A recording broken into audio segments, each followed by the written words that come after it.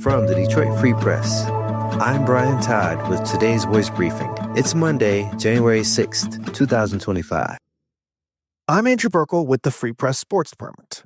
And for the first time ever, the Detroit Lions are the 1 seed in the NFC.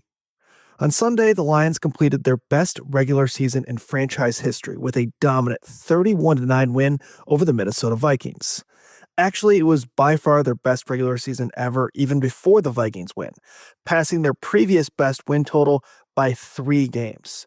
Somehow, it still came down to the last game of the year because, of course it did. It's still the Lions after all. So if you felt nervous going into the Vikings game, that's totally understandable. It felt like all the pressure was on the Lions. They needed this. The bye for all their injuries, the home field advantage to boost their suspect defense. And if they lose, look out.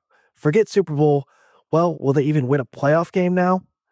Well, the lesson we all learned this week is that until the Lions are knocked out of the playoffs, eliminated, done for the year, we should all probably stop doubting them.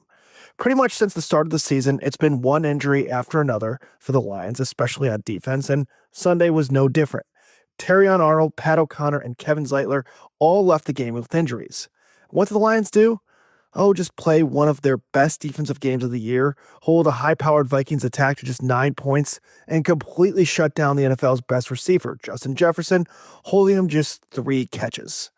There were many stars on Sunday, but if we were handing out game balls, it'd be hard to pick anyone but defensive coordinator Aaron Glenn, who called a defensive masterclass, running back Jahmyr Gibbs, who had a ridiculous 4 touchdowns, and quarterback Amik Robertson, who had the tall task of shadowing Jefferson and did better than the team could have ever imagined. And the best part about this Lions team, next time they play, whoever it is they match up against in the divisional round of the playoffs after a week of rest, the 3 stars of the game will almost certainly be 3 totally different guys. Week in and week out, the Lions prove they are the next man up personified.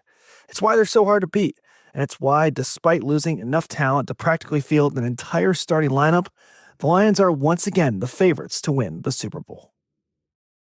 Hi, I'm Bill Leitner at the Free Press in Detroit with a story about this giving time of year. Turns out Americans don't give as much to charity anymore. We have the money. Holiday spending keeps going up year after year. So does gambling, people betting on sports, and billion-dollar lotteries. Yet the trend is down for generosity. Major research studies show a 25-year trend of Americans giving less to charity. That accelerated in the first Trump presidency. A tax change raised the standard deduction on income tax returns. Ever since, typical middle-class taxpayers no longer can claim a deduction if they make donations to their church, Salvation Army, or wherever they used to donate. The result? Charities are feeling the pinch, like the Baldwin Center Soup Kitchen in Pontiac. This year, if donations don't go up, Baldwin Center may close down. For more about this trend, see my story at freep.com. This is Detroit Free Press auto critic Mark Phelan. 2 hybrids and an electric vehicle swept the Detroit Free Press Car, Truck, and SUV of the Year awards. The Toyota Camry, Toyota Tacoma, and Chevy Equinox EV all constitute significant progress. Toyota has been the leader in hybrid technology and sales for years. For 2025, it made hybrid power standard on the Camry, America's #1 selling car. At 51 miles a gallon, the fuel economy numbers are so high they look like a typo. The Tacoma, America's top-selling midsize pickup, also got a hybrid model, a major step for an important class of vehicles. The Equinox is the EV a lot of people have been waiting for. A compact SUV, it's in America's best-selling class of vehicles and can go nearly 320 miles on a charge. And it's affordable, fun to drive, and looks great.